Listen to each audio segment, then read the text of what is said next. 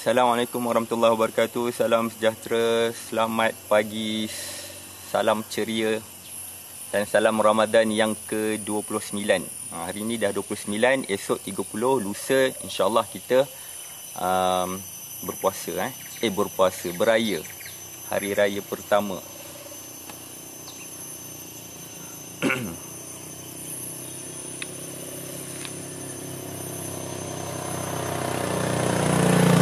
Okay. Hari ini saya nak jawab 3 soalan. 3 soalan, satu soalan daripada orang lain, 2 soalan dari orang yang sama yang tanya berulang-ulang kali. Okey, soalan yang pertama berkaitan dengan ni dari Puan Nur Syahida. Puan Nur Syahida binti Osman, umur 41, dari KL, orang Kuala Lumpur. Saya dah 2 bulan saya dah tak balik KL 2 bulan lebih sejak PKP hari pertama. Sebelum PKP saya dah balik kampung. 2 bulan lebih lah. Kereta kat sana pun tak start 2 bulan lebih. Jadi apa tak tahu kereta kat sana. Okey. Soalan daripada Puan Nur Syahida ni dari KL ni, dia tanya berkaitan dengan obesity. Obesity, dan dia cakap dia selalu lapar waktu pagi dan malam. Jadi apa makanan yang perlu dimakan? Ini soalan baik, soalan yang sangat baik. Saya kira ramai orang, ramai daripada kita lah, majoriti daripada kita alami. Bila kita rasa lapar, pernah tak satu hari tu kita rasa lapar, terlalu lapar, sampai satu tak kita rasa macam craving. Craving ni dia bukan hungry. Hungry ni just lapar. Terlalu lapar kita panggil crave for something, craving. Terlalu lapar, seolah-olah macam kebuluran tak makan. Tahu tak itu tanda apa? Itu tandanya badan tak cukup some nutrients. Ada certain nutrient badan tak dapat. So dia cuba keluarkan hormon lapar yang menyebabkan kita rasa lapar, craving, dia nakkan sesuatu tapi tak dapat. Dan kita makan pun kita rasa tak cukup lagi, sebab yang makanan yang kita makan tu bukan feeding dia. Kita tak bagi dia makan. Dia tu siapa? Tubuh badan kita lah.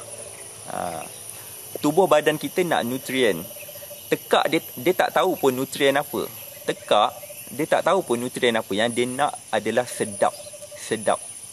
Perut pun dia tak tahu nutrien apa. Sebab itulah saya kata perut ni dia tak tahu kita makan protein dari daging ke, daripada ikan ke, daripada ayam, dia tak tahu. Yang dia tahu dia nak protein. Cuma tinggal lagi cara proses makanan tersebut berbeza setiap makanan. Perut tak tahu kita ambil apa. Tekak tak tahu. Yang dia tahu dia nak sedap. Cuma sel-sel tubuh badan kita saja dia nak nutrien. Tapi dia tak dapat nutrien sebab kita makan cara yang salah. Kita makan benda yang tak betul, benda yang bukan nutrien.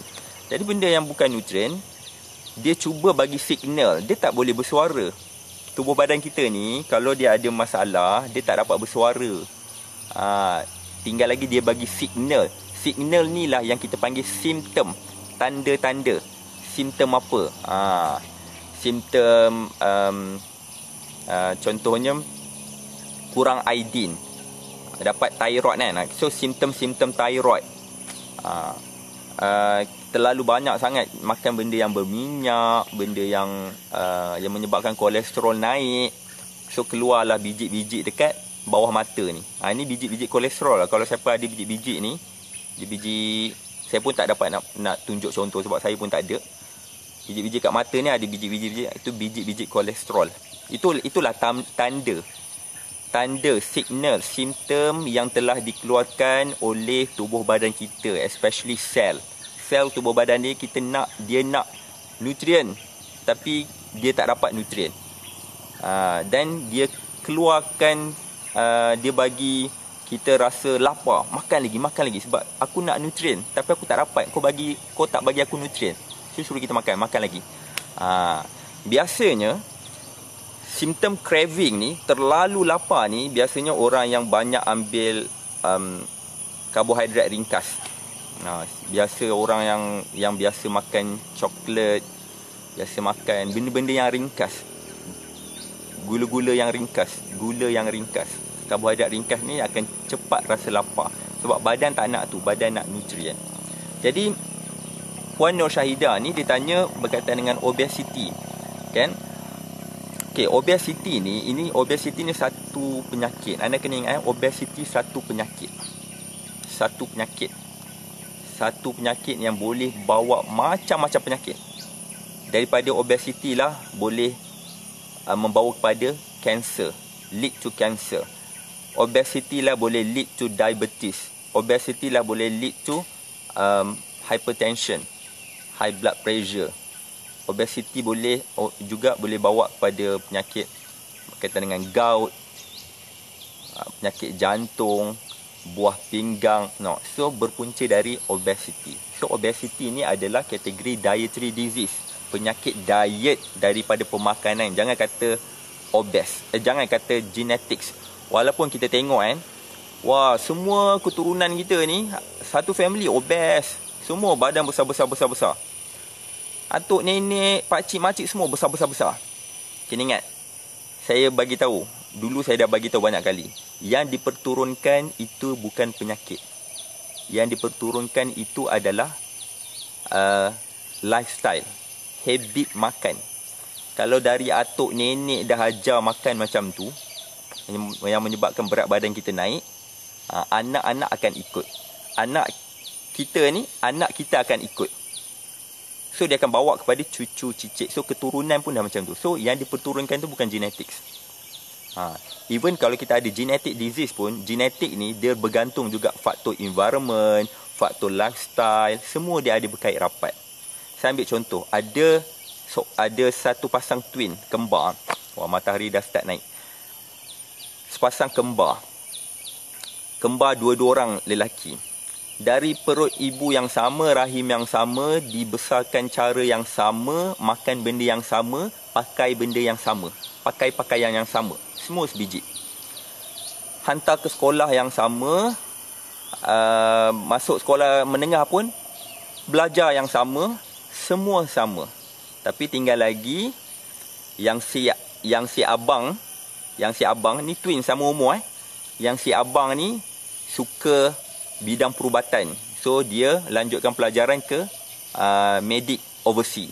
Yang seorang lagi ni dia suka bidang contohnya bidang ekonomi contohnya. Dia tak suka sains, dia suka ekonomi contohnya. Dia stay dekat Malaysia. Dia study kat Malaysia.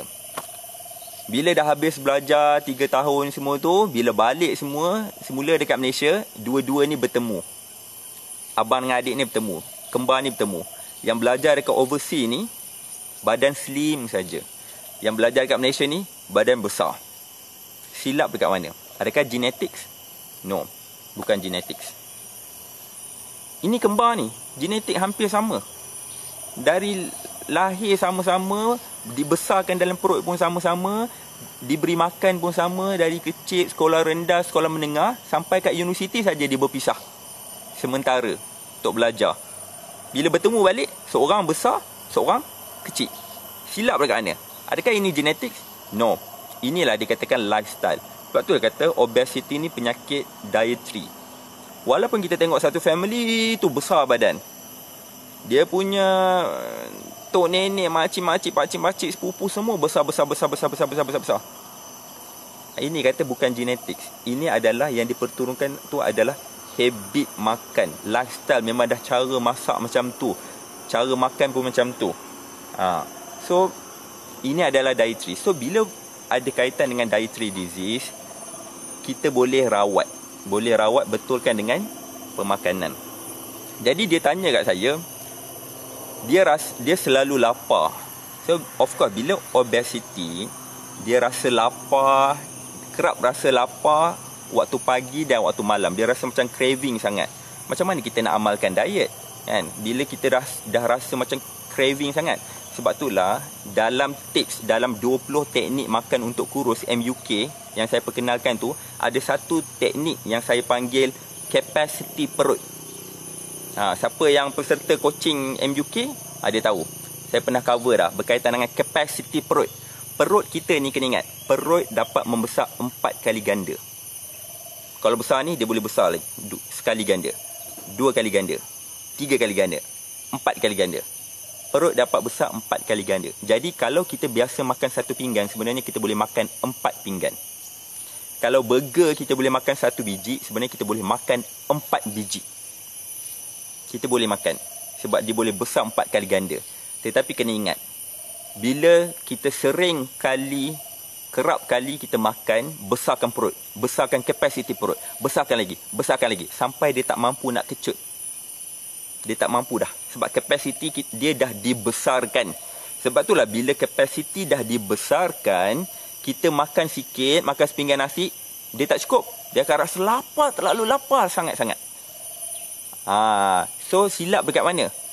Silap pada permulaan. Kita ajar perut kita makan sampai sendat, sampai padat. Sebab itulah saya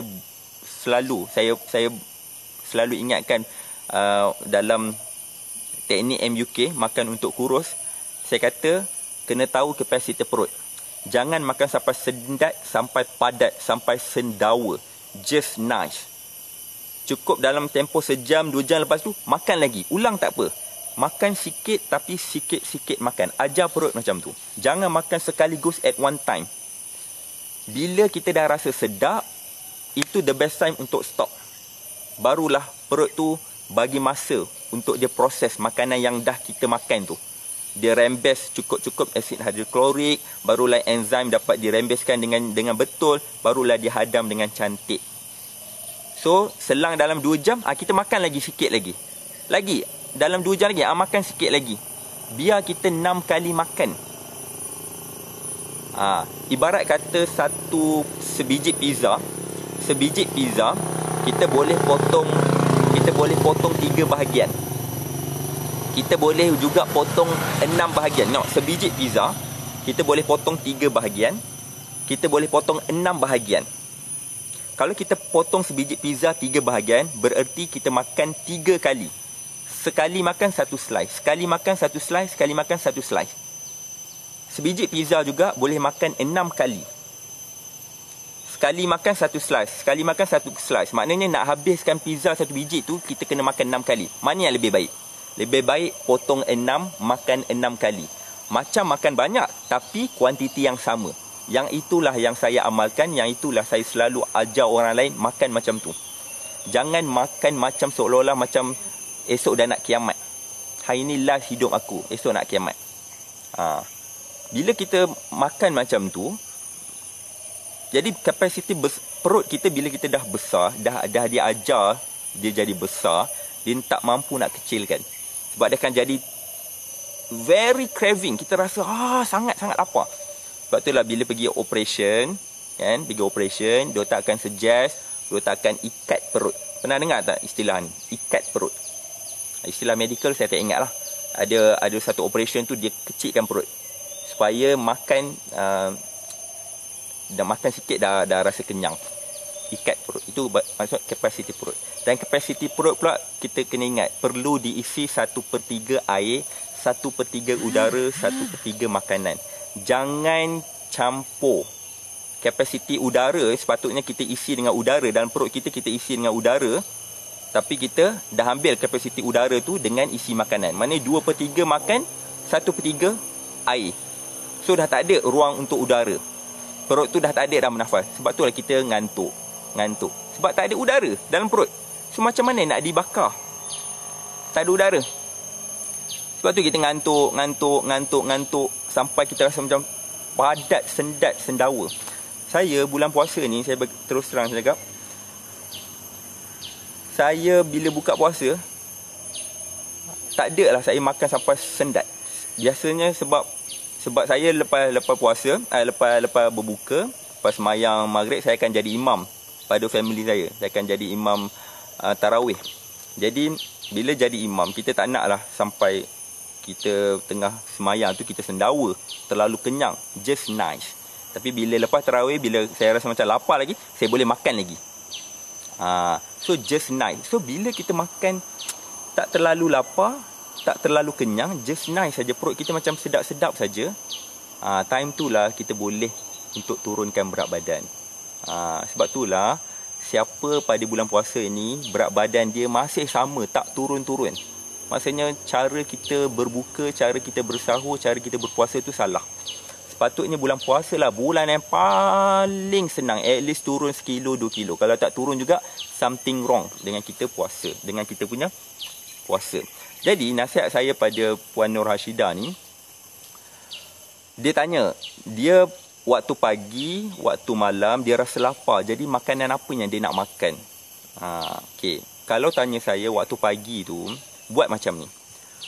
Pagi biar makan biar makan makanan yang berat.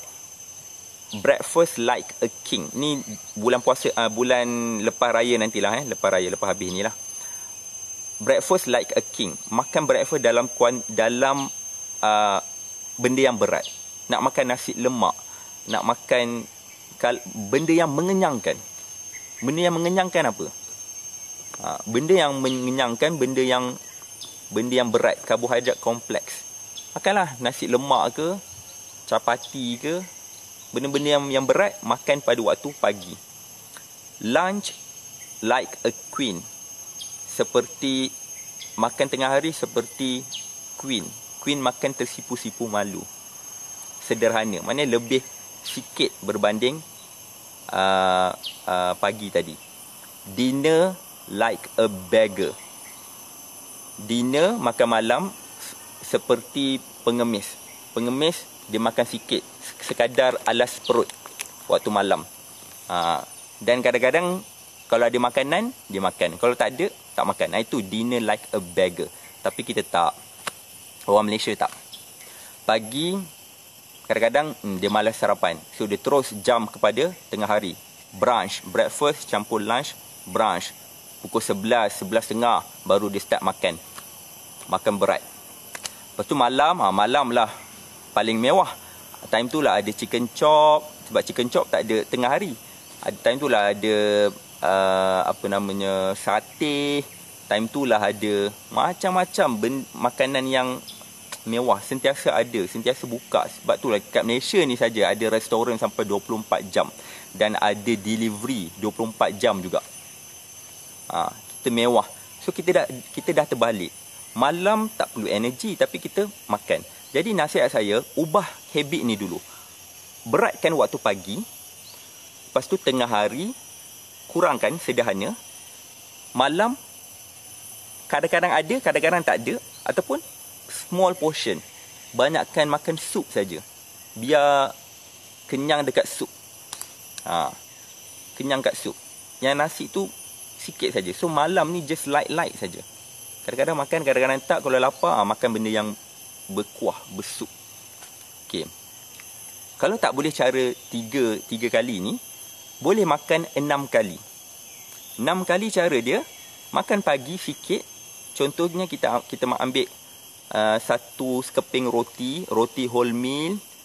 Letaklah, tak kisahlah letak sekaya ke, letak jam sikit tu. Lepas tu minum susu contohnya. Ataupun kita ambil pisang, kita makan dengan susu. Itu pagi. So dia akan cepat lapar balik. Dalam pukul 8 kita dah makan. Pukul 10 kita makan sikit lagi. Makan roti sikit lagi contohnya. Ataupun kita nak makan nasi lemak pun okey. Nasi lemak belah separuh. Nasi lemak yang standard bungkus tu, belah separuh.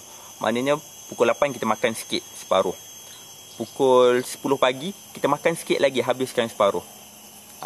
So lepas tu dalam pukul 12 kita makan tengah hari. Nasi 1 sendok, makan lauk. Pukul 12 tengah hari. Pukul 3 kita makan sikit lagi. Kita makan roti ke, 1 keping ke, ataupun roti yang inti kacang, inti roti contohnya lah. Dalam pukul 2, pukul 3 tu. Pukul 5 kita makan sikit lagi. Kita minum teh, kita makan biskut kosong. Pukul 5. Pukul 7 kita makan tengah hari. Kita ambil nasi 1 sendok, kita makan sup sikit. So sikit. So tak ada lah perut kita sentiasa terisi. Tak ada lah dia rasa terlalu craving. Dan tak terlalu lapar. Dan tak terlalu kenyang. Just nice. Ajar perut macam ni dulu. Dia kena educate, ajar. So bila kita dah ajar macam ni, lama-lama kapasiti perut tu lama-lama dia mengecut. Sebab perut ni dia muscle, dia otot, muscle. So lama ni dia kecut. Kecut, kecut, kecut, kecut. So bila dah kurang makan apa semua tu, lama-lama lemak akan dibakar. Lemak dibakar, saiz akan berkurangan. Kalau buat macam ni, insya-Allah akan sama ada kita makan 3 kali sehari, large quantity dekat breakfast, lunch sedang, dinner sikit, ataupun kadang-kadang ada, kadang-kadang tak ada. Kadang-kadang tak ada dinner langsung. Kalau buat 3 kali ni mungkin ada craving lagi. Boleh buat 6 kali sehari. 2 jam, tapi kuantiti sikit. Umpama yang 3 kali sehari tu, kuantiti yang sama tapi kita jarakkan masa dia. Barulah tak craving. Umpama sebiji pizza, makan 3 kali dengan makan 6 kali. Kuantiti yang sama tapi cara makan berbeza. Saya lebih prefer makan 6 kali. Itulah yang saya makan sebenarnya. Kalau hari biasa memang nasi sikit je makan. Itu dah kenyang. Sahur tadi pun ada nasi, ada udang, ada lauk apa lagi. Saya makan roti, cicah yogurt. Tu minum air kosong. Settle. Sebab tak lalu makan. Sebab dah kenyang. Sebab semalam, yang kenyang semalam punya dah tak habis lagi. Kenyang lagi. Tu berat badan kita boleh maintain. So pemilihan waktu makan, beratkan di awal hari. Di pagi, beratkan di awal pagi. So malam ni kalau craving lagi, jangan makan benda-benda yang berat. Oat berat. Kalau katakan lapar makan oat sebenarnya berat. Boleh dapat masalah digestive system problem nanti. Oat adalah berat. Nasihat saya malam ni, kalau craving terlalu lapar sangat, bolehlah ambil nasi sikit. Nasi sikit ala kadar saja. Just cukup kasih tekak kata ada nasi. Ambil timun sambal belacan. Lepas tu ambil sup 1 mangkuk. Sup kosong ataupun ada sayur. Mesti kenyang. Jangan makan benda yang berat. Setengah ada orang bagi tahu, ada orang cakap jangan makan sup sebab sup pun menyumbang kalori. Kalau tanya saya, jangan ikut kalori. Itu tak betul. Sup sebab dia lebih kepada air. Dan sup tak perlu proses, tak perlu digestion. Dia terus serap. Tinggal nutrien saja. So dia tak perlu proses lagi dah. Tak perlu proses. So kalau tanya saya, makan benda yang berkuah is much better. Tengoklah kuah apa, janganlah kuah santan, kuah kari. Ni light soup. Kalau contohnya sup ayam, ambillah beberapa ketul kecil ayam tu, letaklah sayur yang best, yang sedap saya suka makan, sup cendawan. Saya lebur cendawan, sup kosong je. Saya lebur cendawan, potong carrot sikit, potong celery tu sikit, makan. So sayur ni dihadam sekejap saja. So hilanglah lapar. Bila ada sup, tu seolah-olah kita tipu perut kita. Perut beranggapan dah penuh dah ni. Sebenarnya benda tu sup, tak perlu proses pun, dia terus serap. Air tak perlu proses, dan air kalori rendah. Walaupun sebab itulah bila nak buat sup, janganlah biasakan sup ni sikit-sikit nak tumis, sikit-sikit nak tumis. Saya kalau saya buat sup, kalau sup tu sup sayur, memang saya tak suka tumis. Tak payah tumis, lebur saja masuk dalam tu, letak air, potong sikit ketuk bawang putih tu, letak banyak sikit, letak halia, masuklah sup. Biar dia lebur macam tu, tak apa. Tak payah nak tumis-tumis sebagai. Sebab tumis nak kena minyak lagi. Minyak tu penyumbang ada kalori juga. So mana kata lebihkan sup, biar kenyang dekat sup. So itu saya punya advice untuk Puan Nur Syahidah. So harap dapat membantu. Kalau nak belajar lebih lanjut berkaitan teknik, teknik tu itu kena join program makan untuk kurus. Alright. Saya tengok sini. Puan Nur Raziah Mokhtar. Okey. Saya tengok ada siapa. Puan Ramlah Yunus, Waalaikumsalam. Cik Roslan. Rita Kasim, Waalaikumsalam. Alam Mazlan, Masnah Marzuki, Nur Rahim Syarif, Junaidah Hassan. Alright. Okay, so ajar, educate badan kita macam tu. So lama-lama dia akan terbiasa. Ingat, perut dapat membesar 4 kali ganda dan dia boleh kecil lagi. Jangan ajar dia besar. Sekali kita ajar dia membesar, susah nak kecil. So kita akan craving. Okay. Soalan yang kedua, ini soalan tambahan daripada Puan Salamiah Ismail, umur 59, dari Tanjung Karang. Puan Salamiah pernah tanya soalan sebelum ni. Ni tanya soalan kali kedua. Dia tanya berkaitan dengan badan berpeluh. Badan berpeluh, apakah itu tanda lemak dibakar? Tidak. Badan berpeluh. Sekarang ni peluh. Peluh. Adakah lemak dibakar? Tak. Lemak tak dibakar cara itu. Badan berpeluh itu tanda.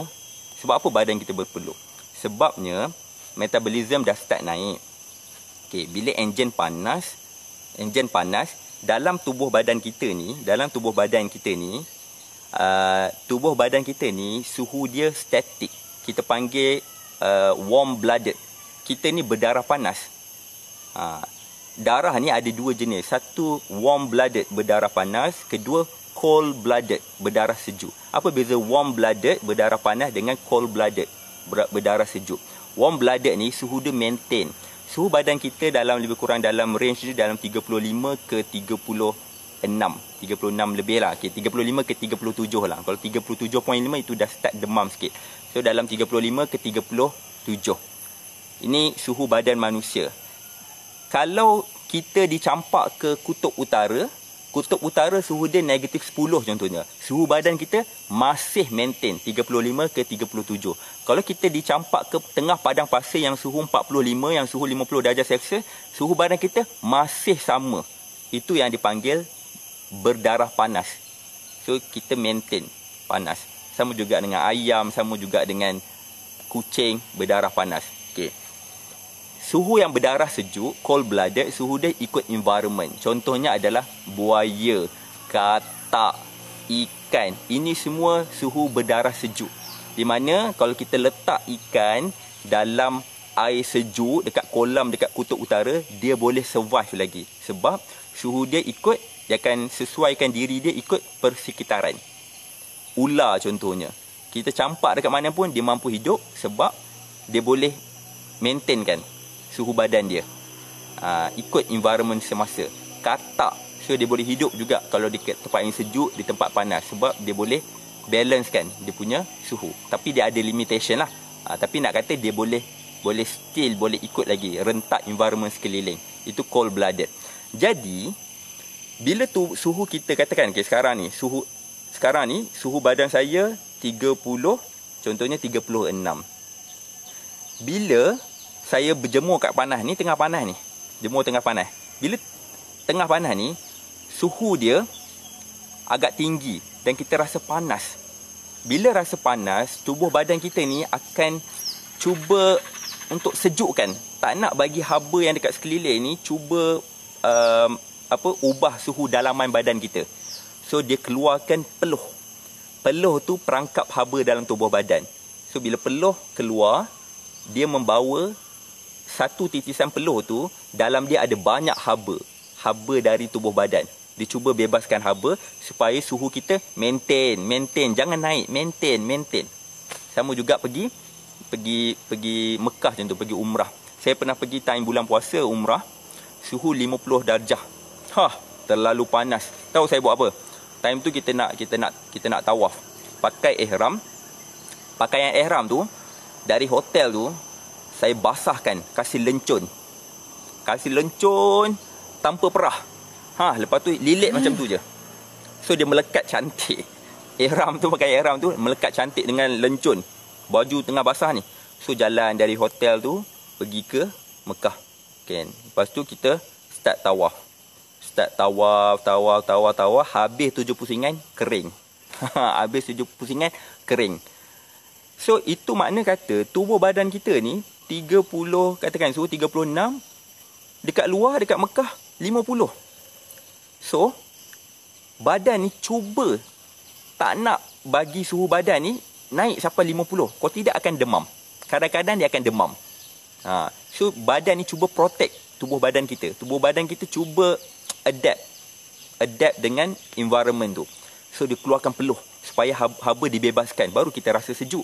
Bila haba dibebaskan, cuba bayangkan kita tengah tawaf, tengah peluh ni, sampai dah habis tawaf 7 pusingan tu, kita pergi ke tempat teduh dalam masjid, kita masuk dalam masjid tempat aircon. Kita rasa macam mana? Sejuknya. Sebab apa? Sebab badan kita ni berpeluh, perangkap haba. Bila masuk pula dekat tempat sejuk, memang kita akan rasa sangat sejuk. So peluh ni bukan tanda badan bakar lemak. Itu tanda badan cuba adapt dengan suhu persekitaran. Jangan sampai suhu badan tubuh badan kita ni tinggi, tapi dia ada limitation. Dia ada terhad dia. Kalau terlalu sangat, so sampai dia tak boleh nak adapt, dah tak boleh nak keluar peluh dah. Sebab kita pula kurang minum air. Nampak? Bila kita kurang minum air, badan tak boleh nak keluar peluh banyak. Lala dia akan jam, dia panas. Terus naik suhu badan kita. Naik sampai 37, naik 38, naik 39, terus jadi demam. Sebab itulah orang kata kalau kurang minum air, demam. Memang betul lah. Sebab kita perlu air yang banyak supaya haba dapat dikeluarkan dari tubuh badan. Haba dapat dikeluarkan melalui perpeluhan. Haba dapat dikeluarkan melalui kencing. Sebab itulah bila kita demam, banyakkan minum air. Banyakkan minum air. Supaya kita kencing kerap. Kencing kerap. Supaya dia keluarkan haba. Kalau boleh, keluarkan peluh. Bila keluarkan peluh, pun dia keluarkan haba. Tinggal lagi, keluar peluh kita tu cara macam mana? Janganlah keluar peluh dengan cara berselubung. Orang demam, jangan peluh dengan cara berselubung.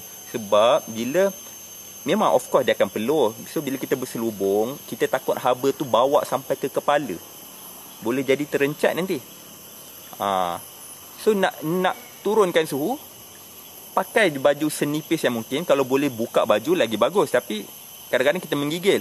Biarlah pakai baju senipis yang mungkin, buka kipas. So memang mula-mula akan rasa menggeletar, shaking, shivering, kita rasa sejuk sangat, padahal dalam kita panas. Lama kelamaan kita akan rasa okey sikit. Dia yang sebenarnya kita berjalan kat si peluh. Bila peluh, biasanya akan reda sikit suhu dalam badan kita. Sebab apa kita demam? Sebab tubuh badan, bila demam tu, itu tandanya infection dalam tubuh badan. Bacterial infection. Tubuh badan kita ni dah diserang dengan bakteria. Suhu badan akan naikkan suhu supaya bunuh kuman tu dengan suhu yang tinggi. Sebab itulah bila kita demam suhu badan panas tu penting untuk bunuh kuman. Tapi kita kena kawal juga, jangan sampai dia rosakkan enzim dalam tubuh badan. Itu nanti saya cerita lebih lanjut berkaitan demam. Ni nak cerita berkaitan peluh. Jadi peluh ni dia bukan bakar lemak. Peluh ni hanya balancekan temperature, suhu persekitaran dan luaran dengan keluarkan haba melalui perpeluhan. So peluh keluarkan haba. Okey, apa benda yang bakar lemak?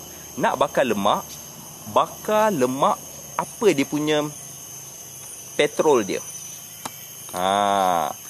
Petrol kita untuk bakar lemak adalah gula daripada karbohidrat, bukan gula pasir tu, gula daripada karbohidrat, glukos dengan oksigen. Pendek kata, petrol dalam tubuh badan kita adalah oksigen. Nak bakar lemak, kena banyakkan oksigen masuk dalam tubuh badan. Masukkan oksigen, sebab oksigen membakar lemak. Glukos tambah oksigen akan menghasilkan energi tambah wap air.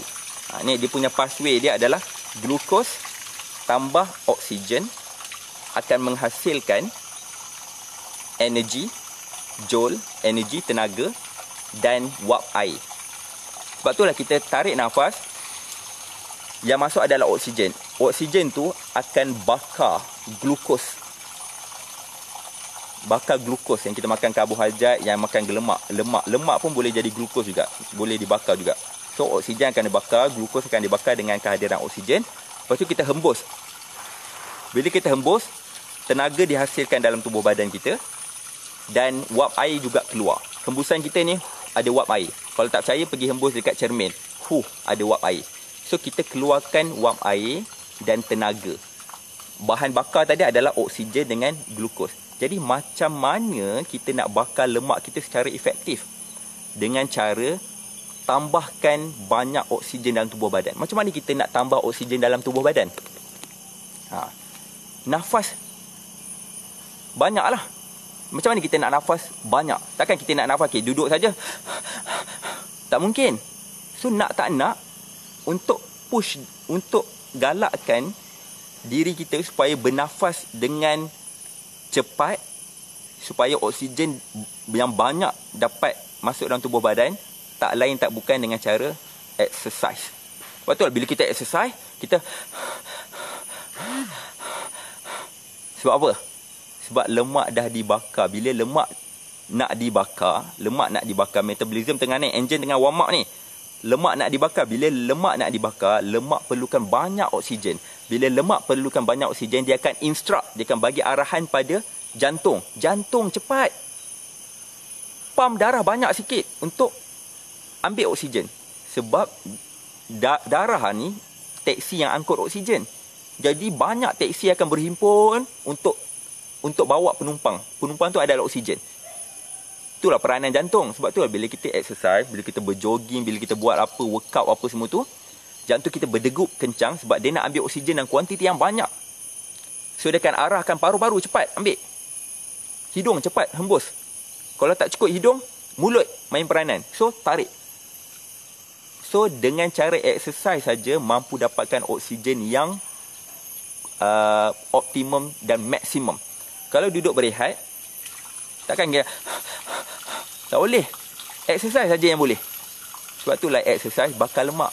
Jadi orang tak tahu macam mana exercise boleh bakar lemak. Exercise bakar lemak dengan cara oksigen yang banyak. Oksigen tu yang bakarkan lemak. So dia lemak, dia sebenarnya dia nak cari glukos. Tapi kebetulan time bila kita exercise tu, glukos dah habis dah tak ada dah. Sebab dah diguna pakai untuk kita berlari, dah diguna pakai untuk kita berjalan, gerakkan muscle semua dah dipakai dah. So lain-lain kali dia akan cari lemak lah. Sebab lemak ni je lah yang mampu dibakar untuk jadi glukos. So dia akan cari lemak. Mana lemak? Tolong lemak. Kami nak glukos. Boleh. Nak glukos dengan syarat bagi oksigen lah. Barulah aku boleh bakar. Dia cakap macam tu. Lebih kurangnya tu lah dialog dia.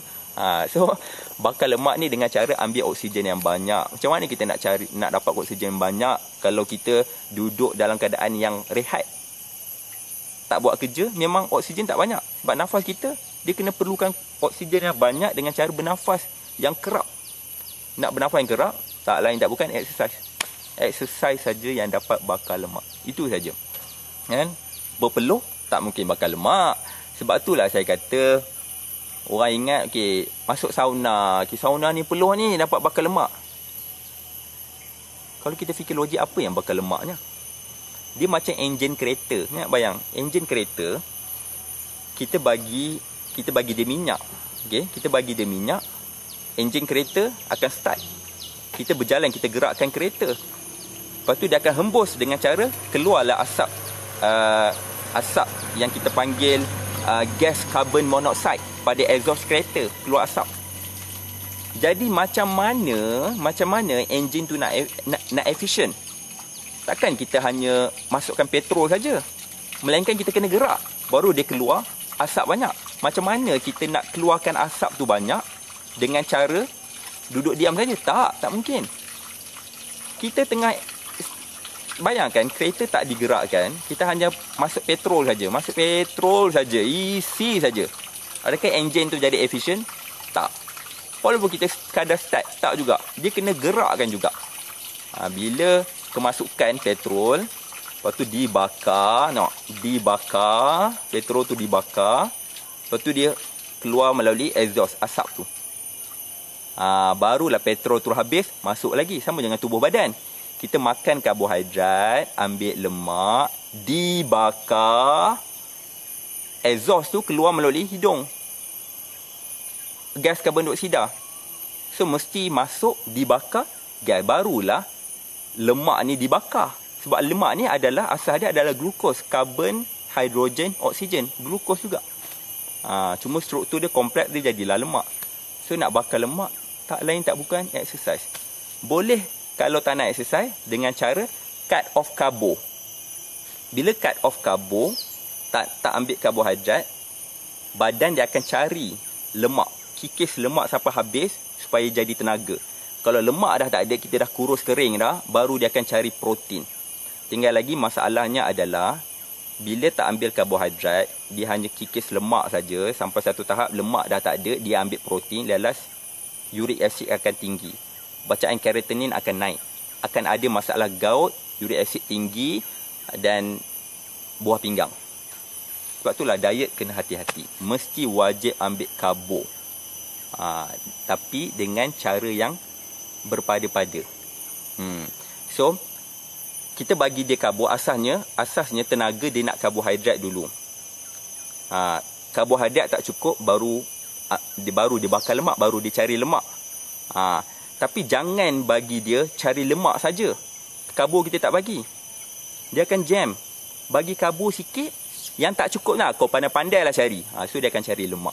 So ajar macam tu, barulah lemak akan dibakar dengan sihat. Kita nak lemak dibakar secara sihat.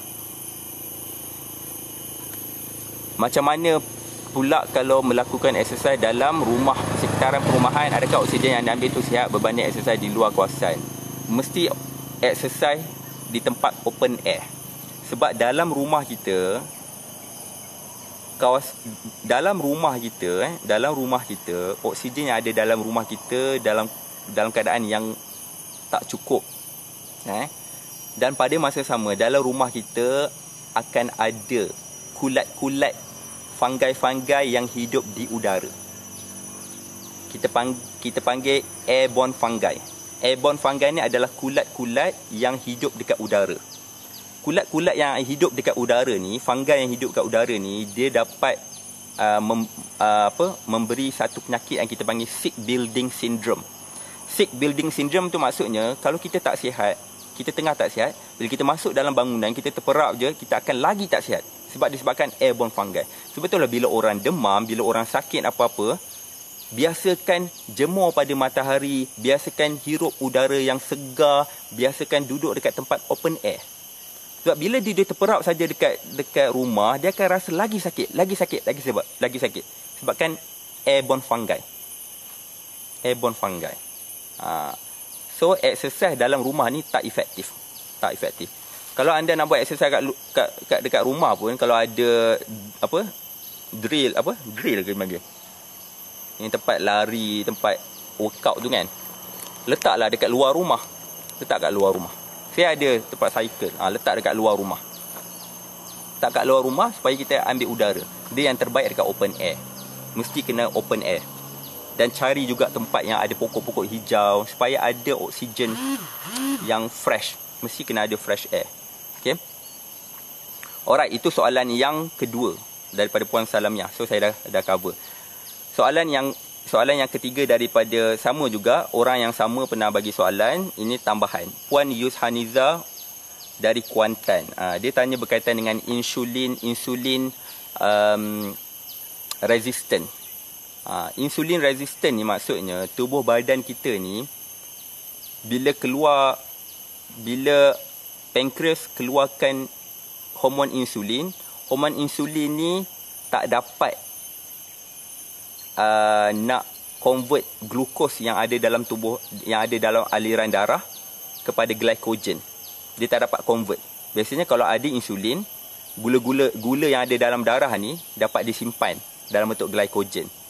So tak adalah kencing manis. Tapi bila ada masalah insulin disorder, insulin resistance, maknanya tubuh badan ni rentan. Ayat dia rentan, bahasa Melayu, rentan terhadap insulin. Maknanya tak load. Dah tak makan dah insulin tu. Buatlah apa pun dah tak jadi dah. Sebab dia dah rentan, dia dah resistant. Itu penyakit disebabkan apa? So insulin resistant ni dari segi medical term kita panggil pre-diabetic disorder, pre-diabetic. So dia hampir-hampir nak dikatakan diabetes type 2. Sebelum nak dapat kencing manis, akan ada satu tahap level situasi yang mana kita panggil insulin disorder, insulin resistance. So tubuh badan dah rentan, dah resistant terhadap insulin. Keluar insulin pun tak jadi juga. Gula makin naik lagi. So itu disebabkan apa? Ini kes ni mampu diubati. Mampu diubati dengan cara tak lain tak bukan ubah habit makan. Ubah habit makan. Perlu ambil banyak enzim dari luar, import enzim dari luar. Supaya digestion tu sempurna, supaya perut tak terbeban, supaya kita bantu perut hadam, kita bantu sel-sel dalam tubuh badan kita ni develop. Hormon insulin yang dirembeskan oleh pankreas, sel-sel pankreas ni kita dapat develop dengan cara pemakanan yang sihat. Kalau pemakanan sihat, sebut saja pemakanan sihat, tak lain tak bukan banyak makan buah dan sayur. Ulam dan buah. Kalau cakap sayur nanti dia pergi makan kangkung belacan, kailan ikan masin. Baik, saya cakap ulam dengan buah. Bila kita banyak makan ulam dengan buah, ulam dan buah ni dia mengandungi banyak enzim yang membantu sel kita untuk develop pencernaan kita jadi sempurna. Import enzim dari luar. Tubuh badan kita ni ada enzim juga. Tapi bila tak cukup, dia digestion proses tu, proses penghadaman dia jadi tak efektif. So kita bantu dia dengan cara import enzim dari luar. So banyak makan buah dan ulam. Betulkan habit tu, lama kelamaan percayalah, dapat diperbetulkan kembali. Sebab ini baru insulin resistant ni hanya pre-diabetes. Dia belum jadi penyakit kencing manis lagi. Kalau ubah tabiat makan ni pun, in fact orang yang dah ada kencing manis pun mampu kawal dan mampu turun dengan natural. Tapi kalau doktor dah prescribe ubat, jangan tinggal. Ubat terus makan, pemakanan pun kena jaga juga. Barulah dia boleh pergi serentak. Ubat ni dia nak counter kurang, dia boleh kawal simptom tu, jangan bagi teruk lagi. So makan sajalah ubat, jagalah pemakanan. Bukan tinggalkan ubat, jaga pemakanan. Tak jadi juga. Jaga dua-dua. Ambil ubat, jaga pemakanan. Lepas tu bila dah agak okey, pergi check up doktor. Silap doktor yang akan sendiri, ni kurangkan dos. You punya gula dah okey, kurangkan dos. So lama-lama, tak payah makan. Macam mak saya, lama-lama tak payah makan ubat dah. Dah okey dah.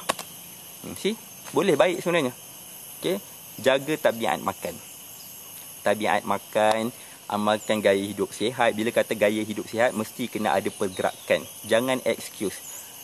Jangan cakap saya tak ada masa, tak ada. Dan hidup kita ni satu pilihan. Sama ada kita nak sakit atau nak sihat. Kita nak luangkan masa ataupun kita tak beri masa. Itu saja. So manfaatkan masa kita. Spend time sikit. Dengan cara buat aktiviti-aktiviti yang keluarkan peluh, aktiviti-aktiviti yang fizikal, supaya metabolisme badan kita ni back to normal. Dia lancar. Bila lancar, tak adalah penyakit. Alright. Okay, itu saja perkongsian daripada saya. Semoga dapat manfaat. Kita satu hari lagi kita nak puasa. Saya ingat kita raya hari Ahad, insya-Allah. Mungkin akan break dalam 2 ke 3 hari. Daripada perkongsian macam ni, saya nak break, bagi peluang raya lah pula kan. Okay, itu saja. Tolong kongsikan, sharekan video ni pada kawan-kawan yang lain. Kita bantu lagi. Sebab ramai juga yang tanya. Saya tengok, bila tengok buka soalan, ada juga soalan-soalan yang lepas-lepas saya dah jawab dah. So maknanya dia terlepas video yang saya share ni. Okay, harap dapat share kepada orang lain. Okay, Assalamualaikum warahmatullahi wabarakatuh. Selamat berpuasa. Bye bye.